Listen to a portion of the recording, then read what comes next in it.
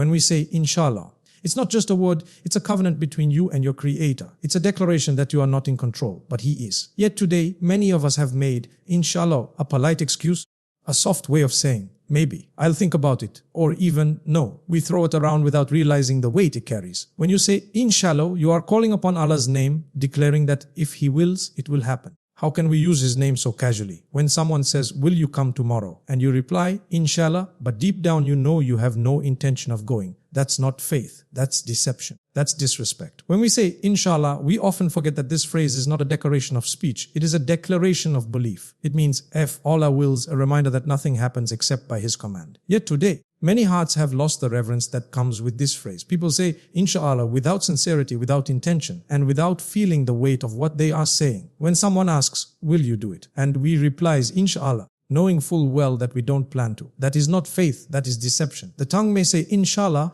but the heart says, I don't care. How can the two ever align? This small word, when uttered sincerely, holds the power to connect the servant to the Lord. It acknowledges that even with all your effort, plans and strength, success only comes when Allah allows it. But if we start using InshaAllah as a tool to escape responsibility, then we are mocking that very connection. Imagine how it sounds in the heavens when a believer uses the name of Allah as an excuse for laziness or dishonesty. The angels record the words, but Allah knows what is hidden in the heart.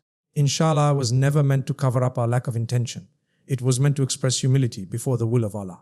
When we look at the teachings of the Quran, we find that even the Prophet was reminded not to make promises about the future without saying InshaAllah. Allah said in Surah Al-Kahf, I never say of anything, I will do that tomorrow, except when adding, if Allah wills. This verse was not only a command, it was a lesson, a reminder that we are dependent beings. We cannot even guarantee the next breath, yet we make promises as though we control tomorrow. That's why InshaAllah is sacred. It's a declaration that your plans belong to Allah's plan. But sadly, what has happened to us? We have made InshaAllah the language of delay, of avoidance, of pretending. Someone says, will you pay me back tomorrow? And the answer is, InshaAllah, knowing the wallet is empty and the promise is hollow. Someone says, will you visit me? And we reply, InshaAllah, knowing we have no intention of showing up. This weakens our character, damages trust, and it turns a word of worship into a word of falsehood. So let's return to the purity of our words. Let's revive the sincerity behind InshaAllah. When you say it, mean it. Say it because you intend to do something and you are surrendering its outcome to Allah. That's the balance of faith and action. That's the beauty of a believer's tongue. Truth mixed with humility. Don't let InshaAllah become a habit of speech.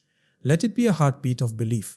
Because every time you say it with sincerity, you are telling your Creator, why Allah, I will try my best, but you are the one who decides. And that is the essence of faith. Sincerity is the soul of InshaAllah. Without sincerity, the word becomes empty, just a sound that escapes the lips but never reaches the heart. When a believer says InshaAllah with truth in his heart, it becomes a statement of trust, a declaration that I will try my best and I leave the result in Allah's hands. But when someone says it without meaning it, it becomes hypocrisy. The difference between the two lies in the heart's intention. The sincere believer knows that every plan, every goal, and every dream only becomes reality by the permission of Allah. So when he says InshaAllah, he does it with conviction, with honesty, and with hope. Sadly, today the word has lost its value in the speech of many. People use it casually, even jokingly, without realizing its weight. When a person says InshaAllah but never intends to do what he says, he's not just lying to others, he's disrespecting the name of Allah. Think about it. We are using the Most High's name to cover our laziness or our lack of commitment. How can that ever bring blessings? How can we expect Allah to open doors for us when we use His sacred name to hide from responsibility? Sincerity transforms InshaAllah from a mere word into an act of worship. It is the believer's way of balancing effort with submission. You plan, you prepare, you act, but at the end, you remind yourself that success belongs to Allah alone. This mindset protects your heart from arrogance when things go your way and from despair when they don't. Because when you mean InshaAllah, you acknowledge that you are not in control, yet you trust the one who is. That is real peace, the kind that keeps your soul calm through the highs and lows of life. When we misuse InshaAllah, we are also teaching our children and those around us to misuse it. Imagine a child growing up hearing InshaAllah as a phrase of avoidance. Will we go out tomorrow? InshaAllah meaning no. That child will grow up associating Allah's name with disappointment. What a tragedy that is! We must restore the purity of this word. We must show through our actions that when we say InshaAllah, we mean it, we intend it, we plan it. Because a sincere InshaAllah is followed by effort, not excuses. If you truly want Allah to bless your plans, be honest with Him and with yourself. Say InshaAllah from the heart, not just the tongue. Let it reflect your submission, not your laziness. Remember, Allah knows what's hidden inside. He knows when the heart is lying and when it's truthful. So the next time you say inshallah, pause, ask yourself, do I really mean this? If yes, then go and act on it. Because sincerity is not proven by speech alone. It is proven by effort. The most beautiful thus, inshallah, is the one that is followed by action, trust and truth. That's when Allah turns your words into blessings and your intentions into reality. There are many people who say inshallah, but never act.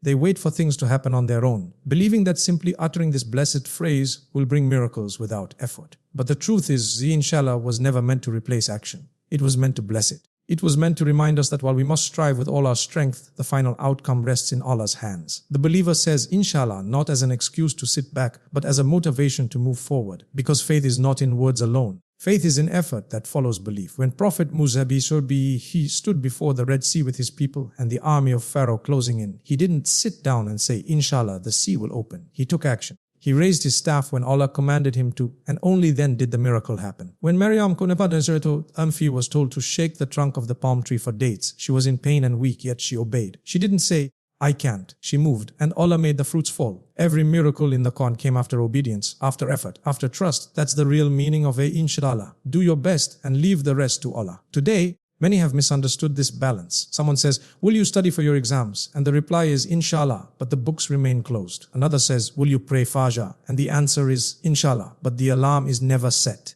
Then when failure comes, we blame fate, we blame time, we even blame Allah's will, forgetting that Allah only helps those who help themselves. InshaAllah is not a replacement for effort, it's a blessing upon it. It's the believer's way of saying, I'll work hard, but I know that the power belongs to Allah alone. When you say inshallah, make it a word of movement, not of stillness. Let it drive you to do your part sincerely, knowing that Allah will never waste your effort. The Prophet taught us that if we truly trusted in Allah, we would live like the birds. They leave their nests hungry and return full. Notice, they leave, they move, they fly. They don't sit in the nest waiting for food to fall. That's what inshallah means. Tie your camel, then trust in Allah. So if you truly mean inshallah, show it through your actions. When you say, I'll become better, inshallah, start improving your character. When you say, I'll make du'as, inshallah, raise your hands and call upon Him. When you say, I'll seek forgiveness, inshallah, open your heart and repent. Because Allah doesn't bless empty words, He blesses honest intentions backed by effort. So let inshallah be your motivation, not your excuse. Say it with truth, live it with effort, and watch how Allah turns your striving into success. That is the real power of inshallah. Effort blessed by divine will. If we use inshallah without meaning it, we are stripping a sacred word of its beauty and weight. This phrase is not an ornament for our speech. It is a bridge between our limited plans and Allah's infinite wisdom. When you say inshallah with a sincere heart, you are reminding yourself that no matter how perfect your plans are, only Allah can make them happen. It's a declaration of humility, a whisper of surrender that says, I will try, but you are the controller of all affairs. Yet when we say it carelessly, it becomes nothing more than a habit. It loses its soul. It turns from a statement of faith into a phrase of formality. The moment we start using inshallah as a cover for dishonesty or laziness, we lose the peace that comes with trusting Allah. True believers find comfort in this word because it aligns their hearts with divine decree. When they say inshallah and things don't go as planned, they don't despair. They say, it wasn't meant for me. That's the kind of serenity that only comes from sincere faith. But when you use inshallah as an excuse and things don't happen, your heart is restless. You begin to lose trust, not only in Allah, but even in your own word. Because when your speech loses truth, your soul loses light. Inshallah was meant to make your faith stronger, not weaker. It was meant to keep you calm in uncertainty, not to make you careless in responsibility. Every time you say it with sincerity, angels record your trust, your humility, and your reliance. But every time you say it without meaning, it becomes a mark of heedlessness, a sign that your tongue has run ahead of your heart. Remember, Allah listens to your words, but He also knows the intention behind them. He knows when inshallah comes from genuine trust and when it's spoken just to please people. So make it a habit to guard your words. If you know you won't do something, be honest. Say, I'll try, but I can't promise. Don't misuse the name of Allah to hide behind false promises. Let us, inshallah, return to its rightful place, a word of truth, faith, and dignity. When you truly mean it, you'll notice how peaceful your life becomes. You'll stop worrying about outcomes because you'll know that Allah's plan is perfect. Even when things go wrong, you'll find comfort in saying, inshallah, it was for the best. That's not weakness. That's strength born from faith. So don't ever write inshallah unless you mean it. Don't ever say it unless your heart agrees with your tongue. Let it be a word of worship, not of habit. Let it remind you of your dependence on Allah, your faith in His wisdom, and your acceptance of His decree. Because when your inshallah comes from the heart, it becomes a prayer that reaches the heavens, and Allah never ignores a sincere heart.